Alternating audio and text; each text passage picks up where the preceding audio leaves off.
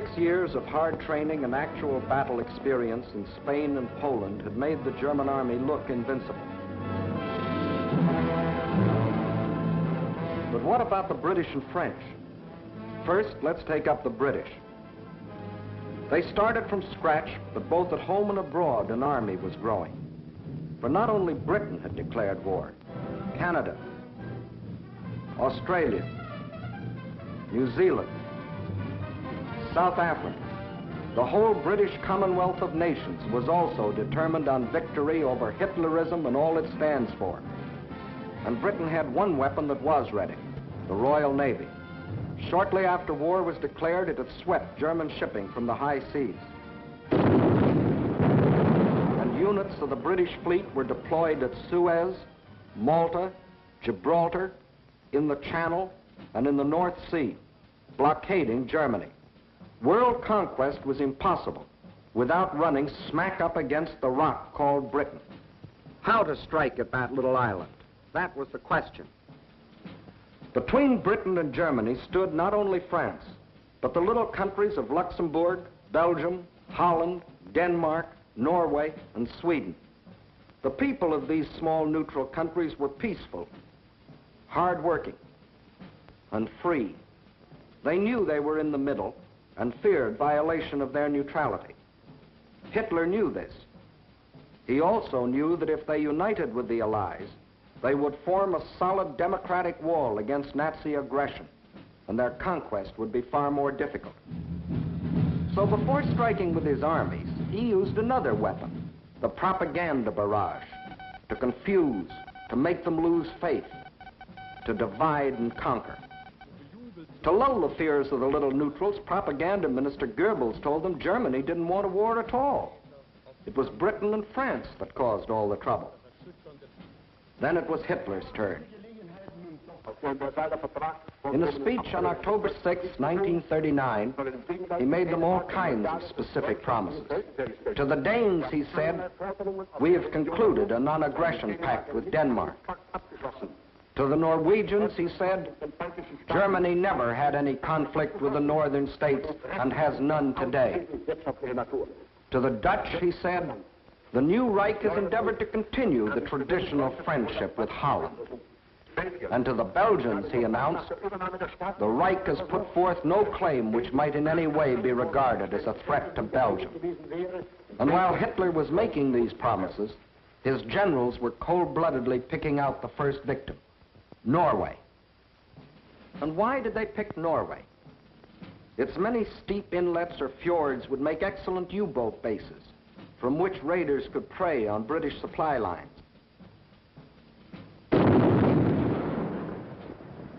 Also, it would give the Nazis vital air bases. This is Scapa Flow, British naval base, and this the blockade fleet.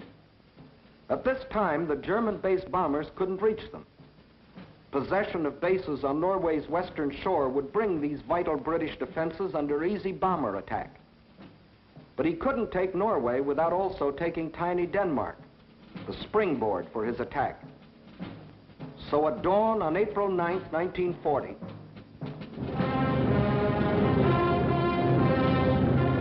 the German army rolled across the neutral borders of Little Denmark, and in a matter of hours it occupied the entire country.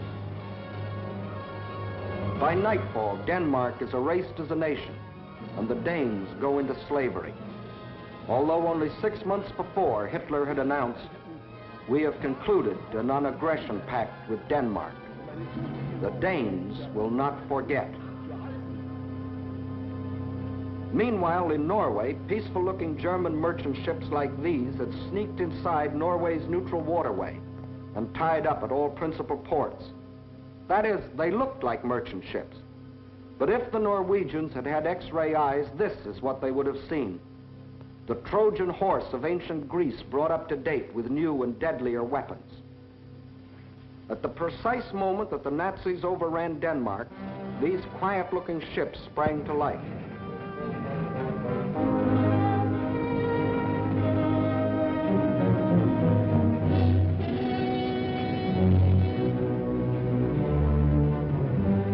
At the same time, Nazi warships, discovered along the entire coastline, started steaming up the Norwegian fjords. Ships, transports, tanks, men, planes, all flung themselves simultaneously upon a defenseless country. Airborne infantry seized every strategic Norwegian airport. The whole job was made easier by treacherous fifth columnists, led by Major Quisling, who seized power and issued orders to suppress resistance. Nazi warships steamed past silent guns that could have blasted them out of the water. This was one of the most amazing acts of treachery the world has ever known. It brought Major Quisling international fame, making his very name synonymous with the word traitor. By the afternoon of April 9th, the Germans were in complete control of all 7 ports where they had landed in the morning.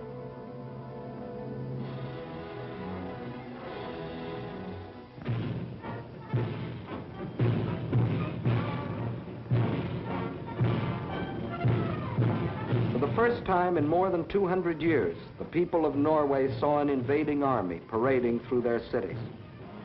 Many of these Nazi soldiers, strutting as conquerors in 1940, had last seen Norway some 20 years earlier, when, as refugee German children, they had been raised and cared for by kind Norwegians. Now these same Germans were back to repay that kindness with terror and destruction. Once they had occupied the capital, the Nazis quickly fanned out in all directions. But loyal Norwegian troops stopped one German column between Hamar and Elvera.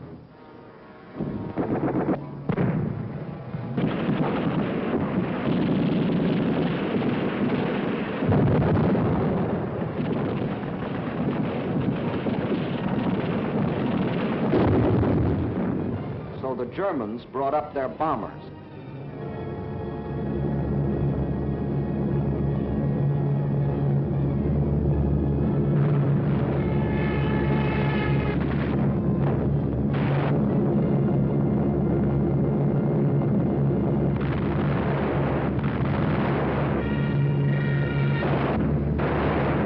Norwegians were forced to flee to the north under constant and unopposed air attack. It was here that Captain Robert Lose, an American military attaché, was killed, the first American soldier to lose his life in this war. Meanwhile, the Nazis had spread all over the country. Small patrols occupied every strategic village. Parachute troops landed high in the mountains.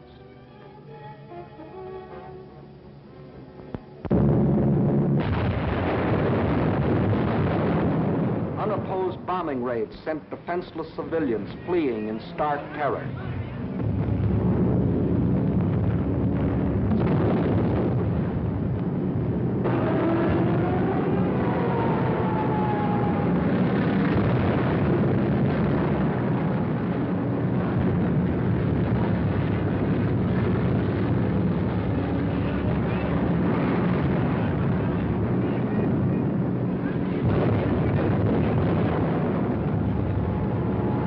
They hadn't wanted war. They had done everything to avoid it. Hoping they could escape the Nazi scourge, they had compromised and tragically failed to unite with the other democracies.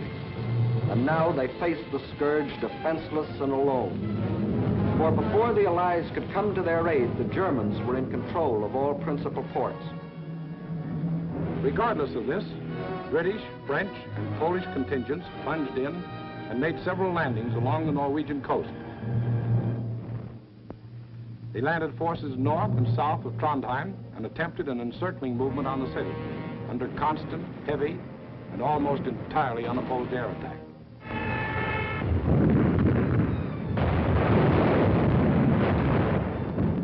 Well, the scene of action was out of range of British fighter planes, so they brought up aircraft carriers. But these are at a disadvantage when opposed by land-based planes. The Allies, therefore, were badly battered from the air.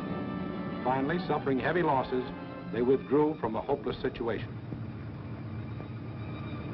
Further to the north, at Narvik, they met with better success, inflicting heavy naval losses on the Nazis.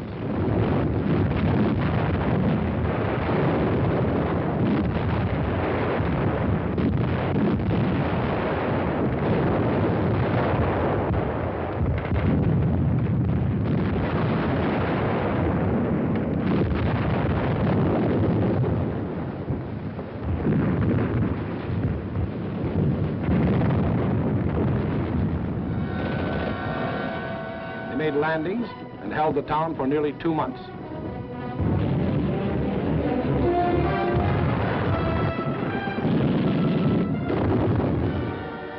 Incidentally, they also took their first prisoners of the present war.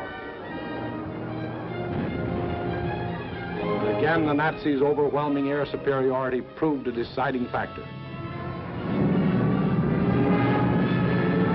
And the Allies were forced to withdraw under terrific air bombardment.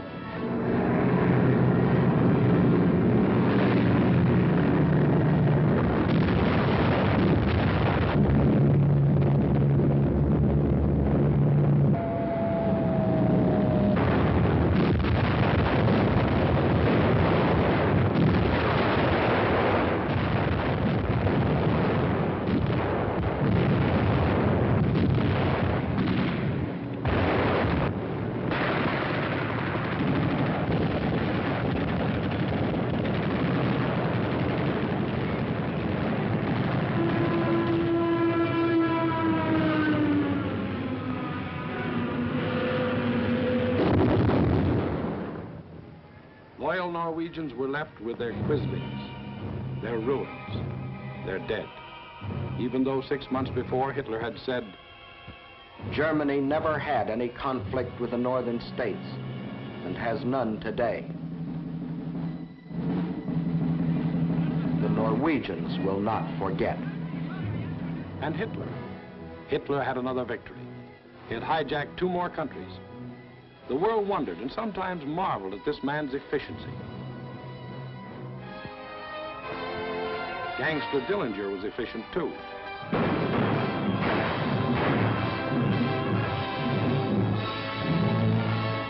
When a man or a nation throws away all regard for the laws of God and man, he is bound at first to be more efficient than his victims.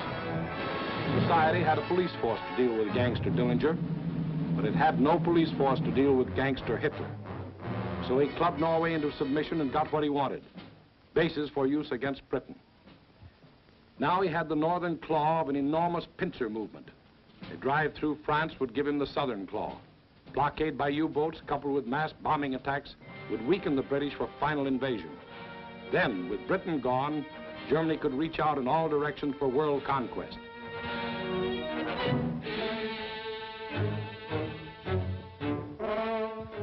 His next move must obviously be through France, to get his southern claw.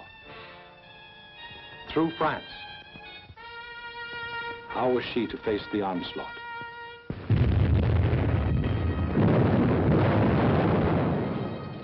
These scenes are ancient history. They occurred in 1914.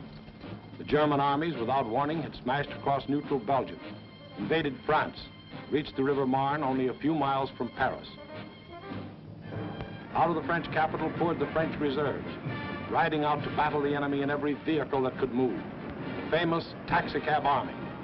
Note well, it was riding out to battle. In the center of the French line stood the 9th French Army, commanded by a then comparatively unknown general. On September 5th, 1914, he is reputed to have said, "My right is driven in. My center is giving way. The situation is excellent.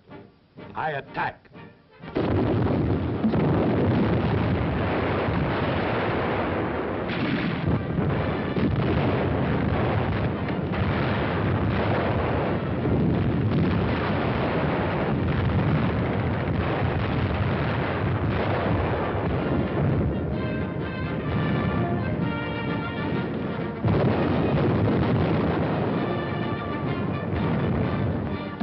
He did attack. The German onslaught was checked, and Paris was saved. That comparatively unknown general later became commander-in-chief of all the Allied armies and presided at the signing of the armistice with the defeated Germans on November 11, 1918. To this general, the French people erected a monument. To Marshal Ferdinand Foch, whose motto was, "Attack, always attack." Still later, the war-weary French people erected another monument. This one to a minister of war, André Maginot. Between the ideas symbolized by these 2 statues may well lie the military story of the fall of a great nation. In Foch's time, the proud spirit of France demanded nothing less than victory and placed its faith in the attack. In Maginot's time, the spirit, no longer proud, asked only to avoid defeat and placed its faith in concrete.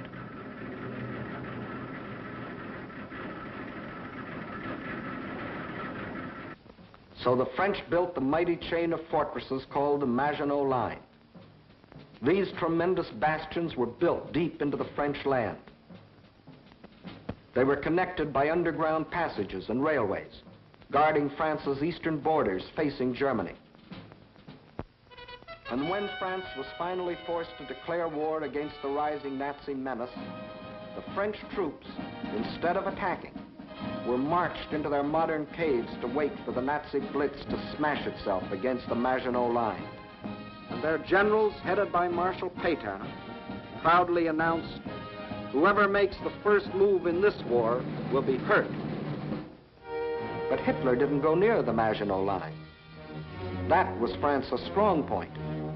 Instead, he attacked the weak point. Hitler knew that the French had tried to avoid war instead of preparing for it. That knowledge was one of his greatest weapons. He knew they had planes, but he knew they were antiquated. He knew they had tanks, but he knew they were few in number and lightly armored. But most important of all, he knew that France had become a cynical and disillusioned nation. What made this change in the French spirit? In the first place, between 1914 and 1918, the French suffered more than 6 million casualties in the heroic defense of their land against German invasion. The flower of an entire generation was lost, with its stimulus of new blood, new determination, new ideals. Secondly, the failure of the League of Nations, to which the French had pinned their hopes of peace, the corruption of many in high places, the greed of special interests, all had combined to shake the faith of the French people in their democratic ideals. And when a people loses its faith in its own ideals, it is ripe for the insidious words of the devil. France still looked like an imposing castle, but Hitler's political termites had so gnawed away the binding of national unity that the castle was ready to crumble.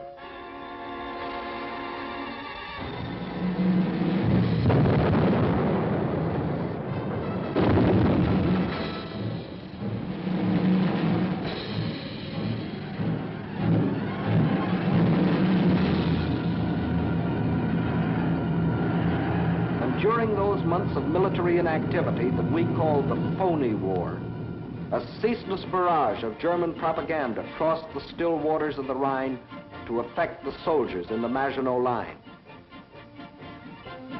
"Why do you fight?" asked the banners. Poems and friendly notes were sent over by balloons. French tunes were played by German bands, and German hooey was broadcast in French.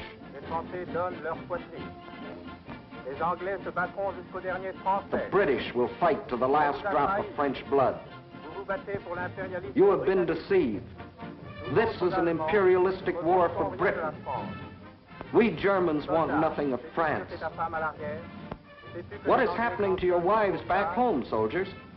The British are stationed in your villages. Yes, France was ready to be plucked. The whole force of the Nazi might was turned toward the west. How would they strike this time?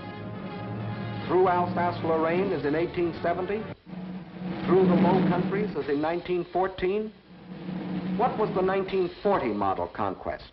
The French considered the Maginot Line utterly impregnable, and therefore believed the Germans would again try a swing through the Low Countries as in 1914.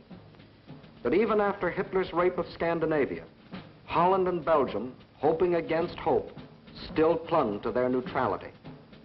So the French massed 78 divisions here along the border of Belgium. 17 were in the Maginot Line. 10 divisions here in case Mussolini got bold. 3.5 as a safeguard against Spain. The British had 10 divisions here.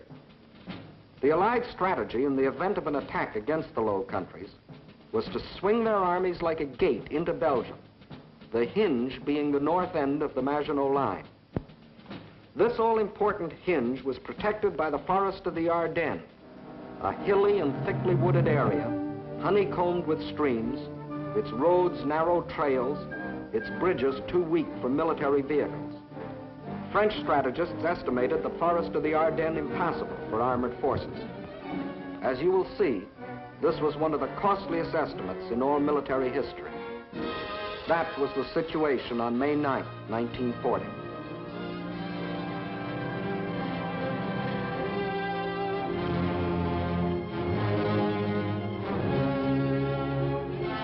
The hour of trial had come.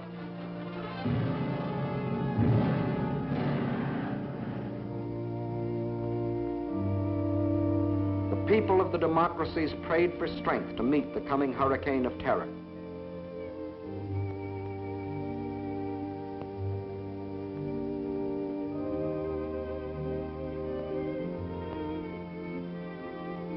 While across the Rhine, Juden ist uns verschrieben und verfallen mit Leibeswehr.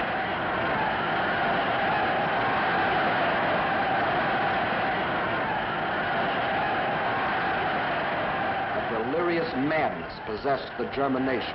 Nun als Dauererscheinung für uns, unsere Oberste, wird die Einführung der allgemeinen immer wieder herniedersteigen. Und dass man die Wahrheit über Deutschland berichtet. 50.000 Mann auf den Baustellen, der ganz Deutschland erfasste. Überall herrscht seit einem Jahr Regen. Und für den deutschen Ex. Die Reinheit seiner Rasse hält. Hitler aber ist Deutschland wie Deutschland. Deshalb innerlich nicht zu uns gehört.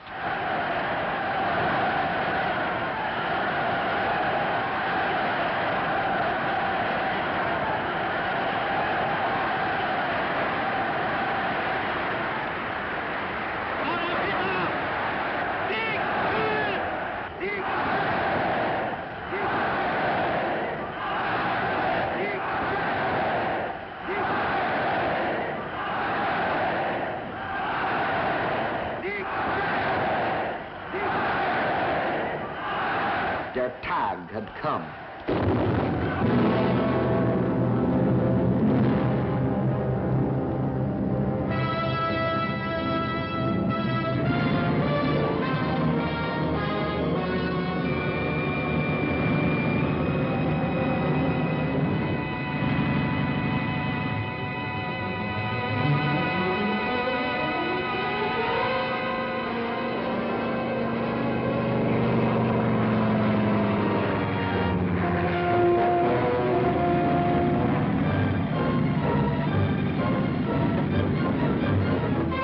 Without even bothering to declare war, the German armies launched a coordinated attack across the neutral borders of Luxembourg, Belgium, and Holland, from the Maginot Line north to the sea. The action along the entire front was simultaneous, so for purposes of clarity, let's take up one country at a time. First, let's see what happened in Holland.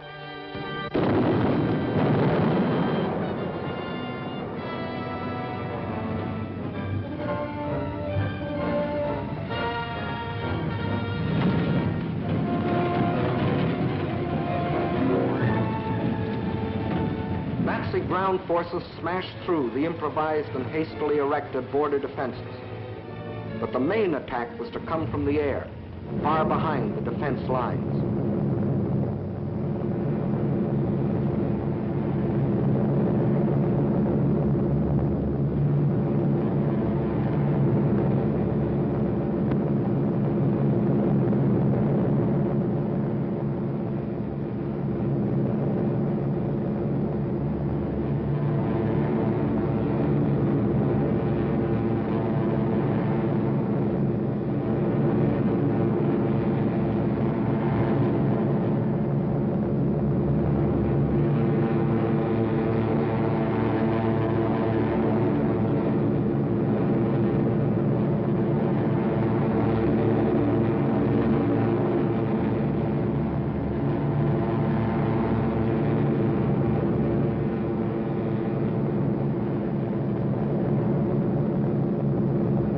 10,000 troops were landed in this manner. Before the stunned citizens of Rotterdam even knew they were at war, these troops, aided by well-trained fifth columnists, quickly captured the airport and outlying sections of the city.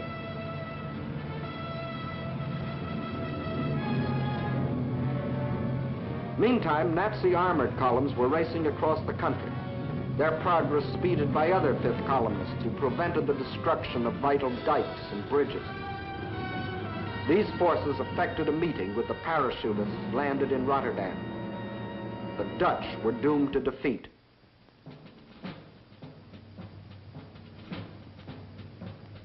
On the fourth day of the invasion, the Nazis gave the Dutch general an ultimatum. All Dutch resistance must cease, or Rotterdam will be bombed flat.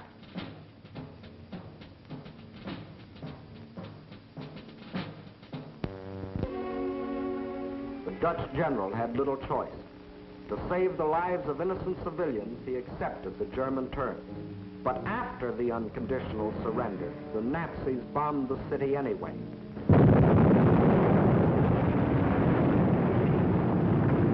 Flights of unopposed German bombers flew low over the center of Rotterdam and methodically bombed it into a heap of rubble.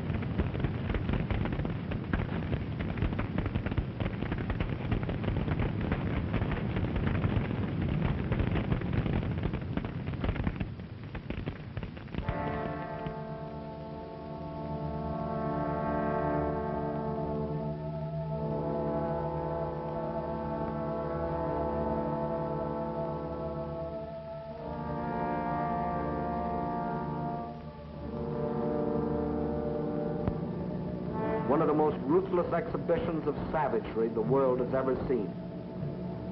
Over 30,000 men, women, and children were killed in the space of 90 minutes.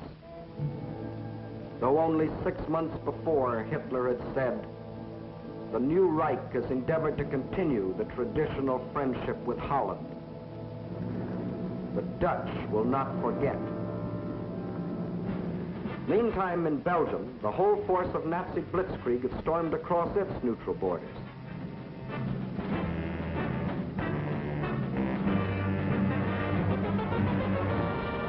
The main German attack was directed at the Albert Canal-Meuse River line, the anchor of which was Fort Ibenamael, a modern and seemingly impregnable fortress.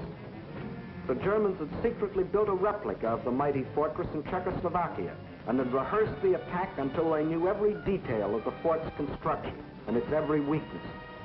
When the real attack came, it was foolproof. Parachute troops, dive bombers, flamethrowers, specially trained engineer battalions, all working together as a well-trained team.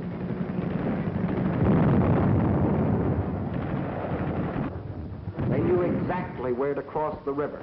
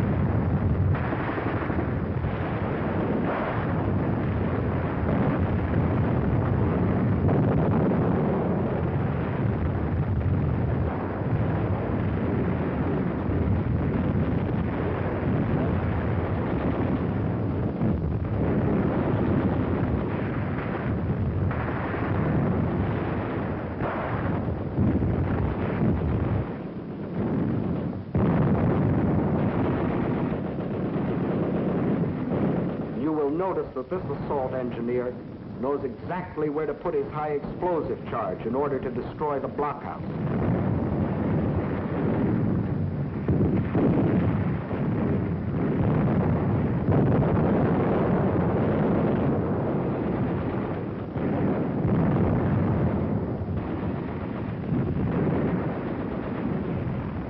Fort Eben-Emael withstood the Nazi attack exactly 2 days, and the German armies rolled on.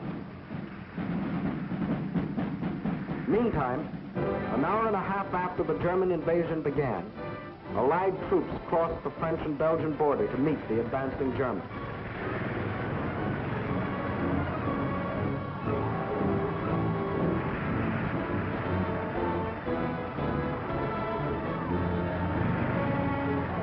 As they raced across Belgium to take up their defense positions, they met an obstacle they hadn't counted on: refugees.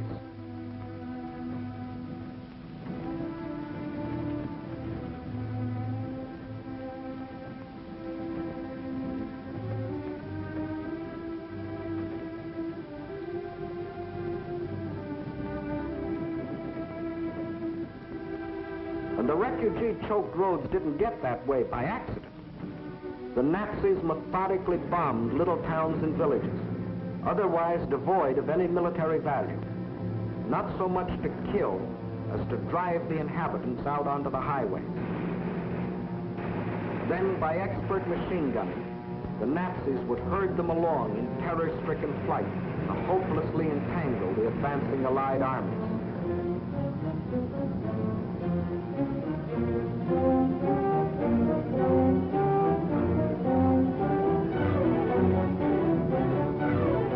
Refugees used as a weapon of war, a new low in inhumanity.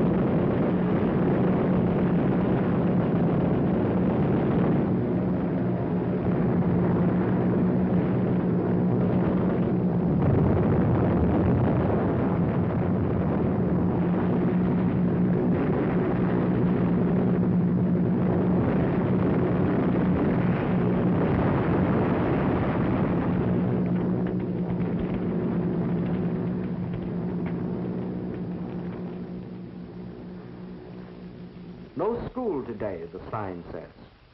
The children are otherwise occupied.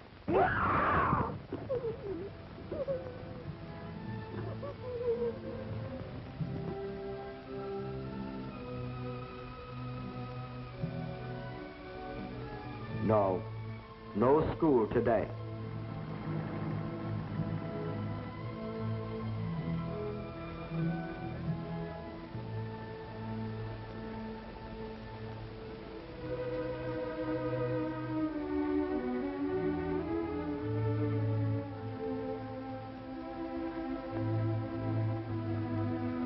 Although only 6 months before, Hitler had announced, "The Reich has put forth no claim which might in any way be regarded as a threat to Belgium. The Belgians will not forget."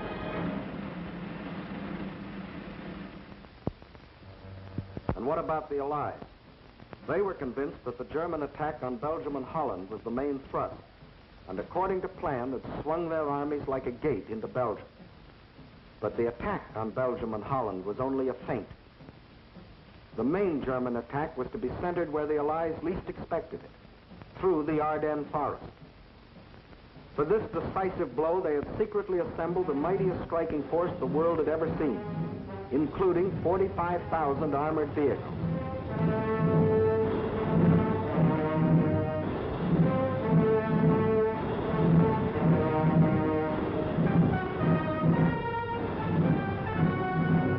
At the same time that the Nazi armies were plunging into Holland and Belgium, this column started to move.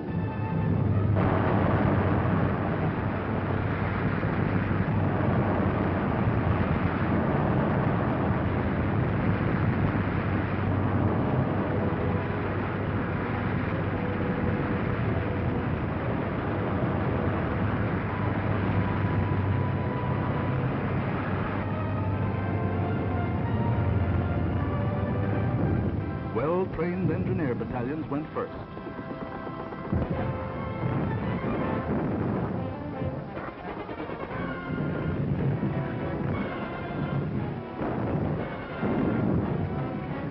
They were opposed only by scattered Allied patrols.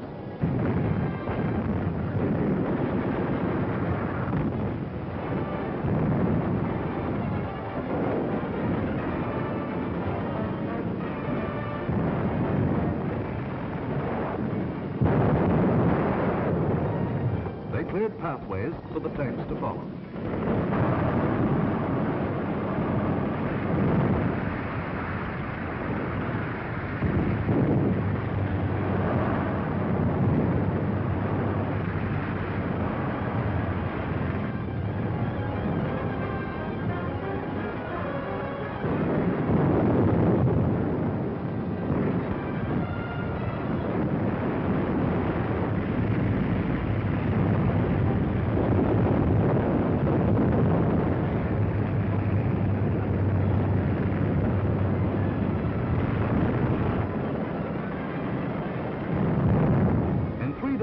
Germans' armored force reached the Meuse River, 2 days faster than the French thought any troops could get through. By all rules, the Germans should have paused here to bring up heavy artillery before attempting to force the river. But the Nazis had a new type of artillery, dive-bombers. With them, they blasted the French positions across the Meuse.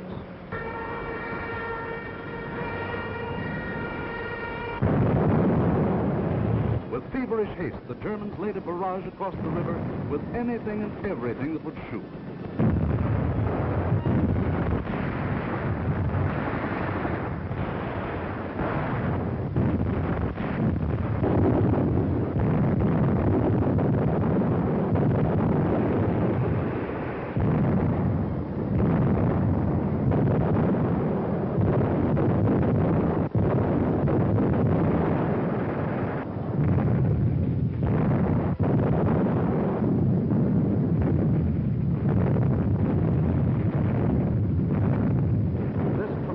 Concentration of firepower continued all through the night.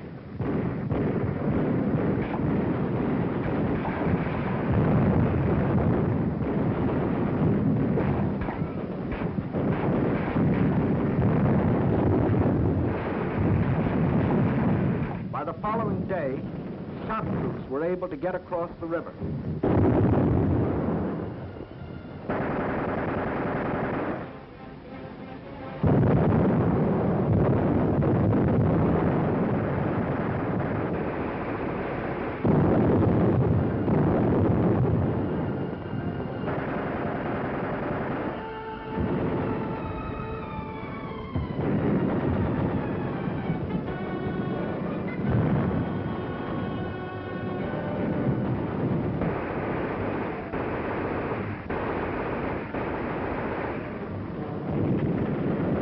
These shock troops held the bridgehead until the engineers brought up pontons and built bridges.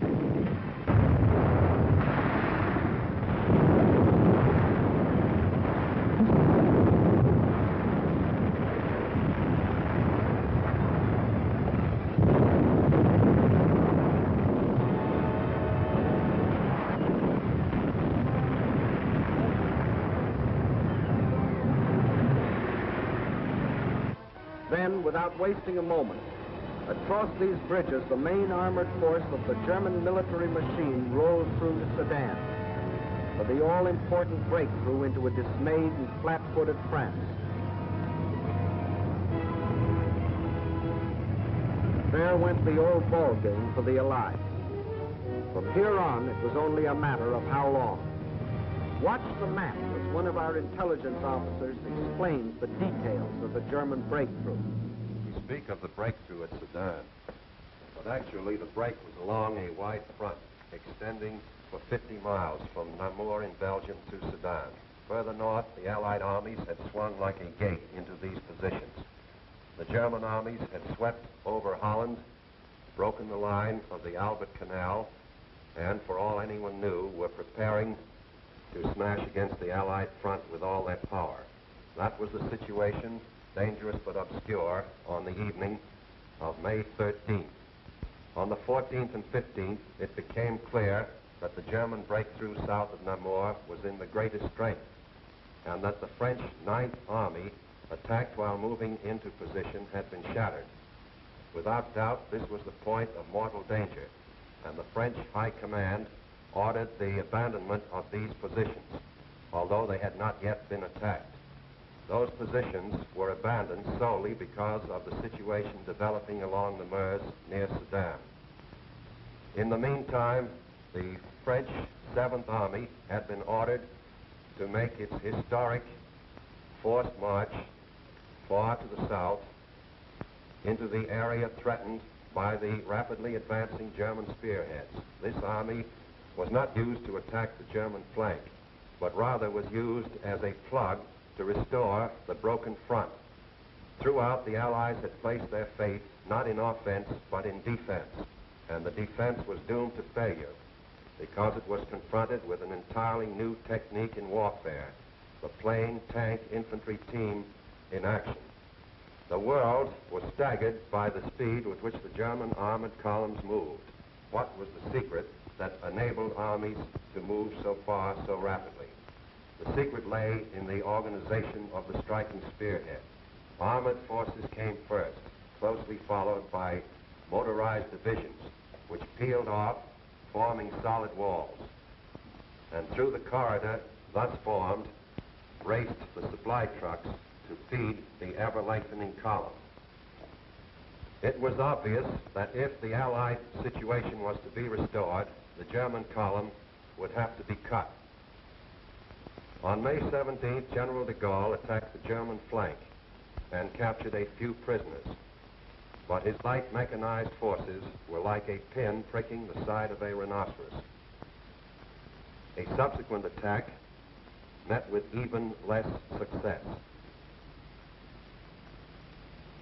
The means for a really successful counterattack against the German corridor simply did not exist. Where numbers of divisions were required, only handfuls of companies and battalions were available. A valiant attempt to cut the German corridor was made by a group of slow-moving British tanks just south of Arras. But lack of sustained striking power doomed this valiant unit to destruction. On May 21st, the German spearhead reached the channel port of Abbeville. Protecting their flank along the Somme, the Germans fanned out to the north and east. This was to be the perfect battle of annihilation. On May 28th, the Belgian army, compressed into a small space and weary of battle, laid down its arms. That left the desperate French and British defenders with their backs to the sea at the small channel port of Dunkirk. One of the greatest disasters in history seemed in the making. An entire British army faced annihilation. But out of the fog and the mist shrouding the channel came a strange armada of navy craft, fishing boats, pleasure yachts, anything that would float. The seagoing people of Britain had come to rescue their army. High overhead, British fighter planes fought the Luftwaffe to a standstill.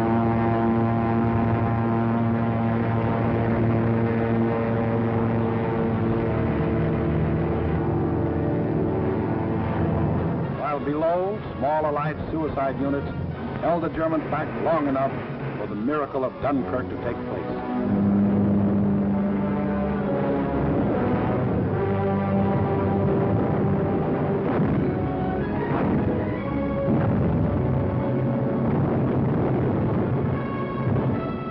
$211,500 British troops, plus 112,500 French and Belgian were rescued. Over 300,000 battle-tested men, grimly determined to go back again with new tools, new weapons with which to blast the hated Nazis out of this world. For free men are like rubber balls. The harder they fall, the higher they bounce. Leading the British by this time was a man who had been bouncing all his life, Winston Churchill, who had tried for years to warn the world about Germany.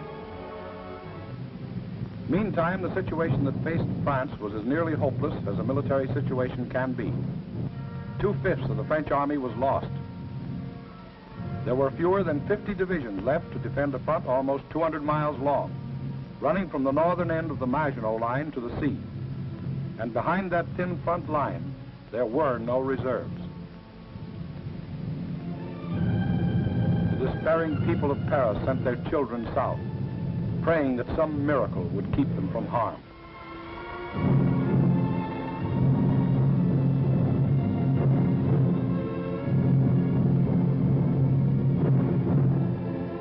The hopeless men of the French army, without adequate arms or equipment, braced themselves for the coming blow. The first blow fell on June 5th. The French resistance was determined, but by June 8th, the left flank army had been shattered, and a general withdrawal was ordered to the line of the Marne and the Seine.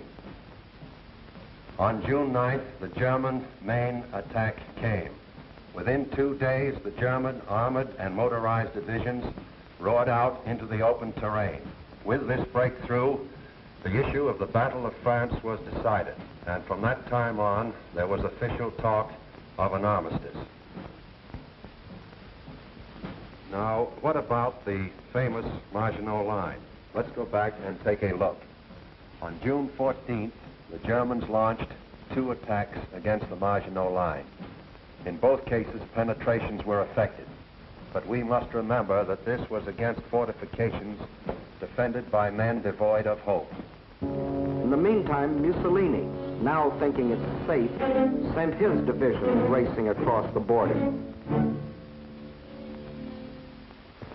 The hand that held the dagger has struck it into the back of its neighbor.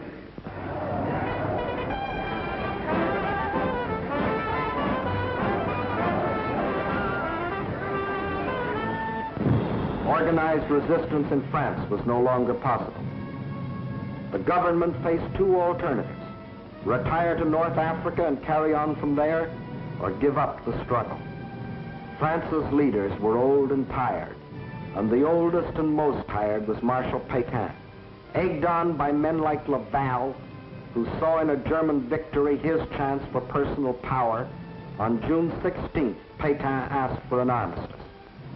The news is carried to Hitler, who received this word of a great nation's fall in a characteristic manner. Also characteristic were his terms for the armistice. It must be signed in the coach where Marshal Foch met the defeated Germans in the last war.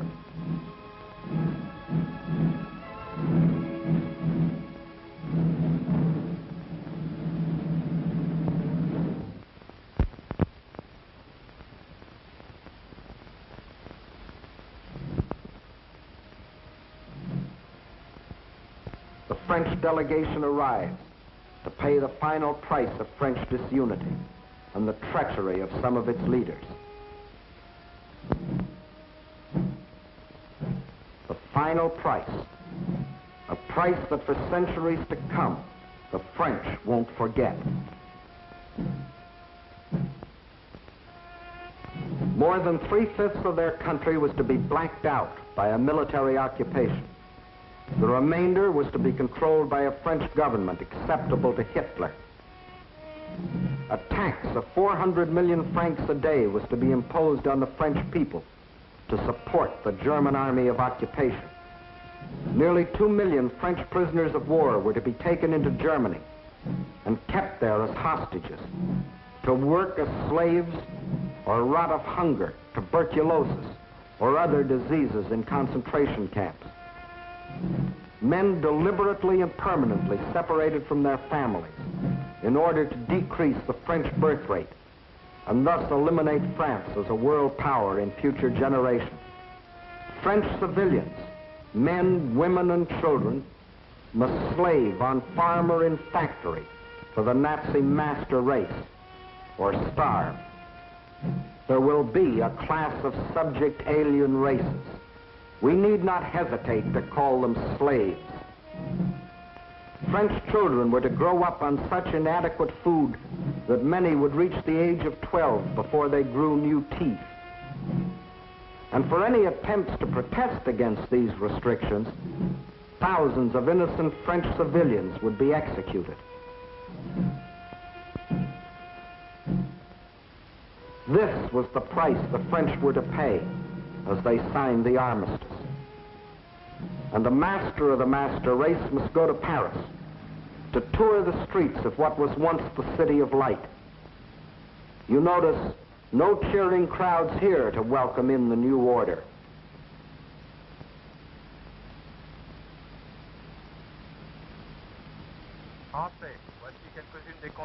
When the people of Paris come to the streets again, it is to hear the voice of dictators, telling them what they must do, how they must live, what they must say, what they must think, telling them how to be slaves. Gone is the Republic of France. Gone is free speech and a free representative government. Gone is liberty, equality, fraternity. These French, with their ears they listen, but their minds and their hearts, these are down on the Mediterranean where the battle colors of the regiments are being taken to Africa, out of the Nazi grasp. The people weep as their glory departs, for they don't as yet know that France has hope, a rallying point. Charles de Gaulle, a soldier in the great tradition of Foch, is not surrendering. He will continue to fight, gathering about him loyal Frenchmen from all over the world to become the Free French Army, the Fighting French. Yes, the people weep as they watch their colors go, not knowing that 2 years later, those same flags would again be unfurled in North Africa, alongside the Stars and Stripes, alongside the Union Jack. Once more, their leaders, General de Gaulle and the famous, united in the common cause with the leaders of their allies. Once more, the red, white, and blue of France is raised on high. For out of the ashes of the defeat and the humiliation of France, her soul has been born again.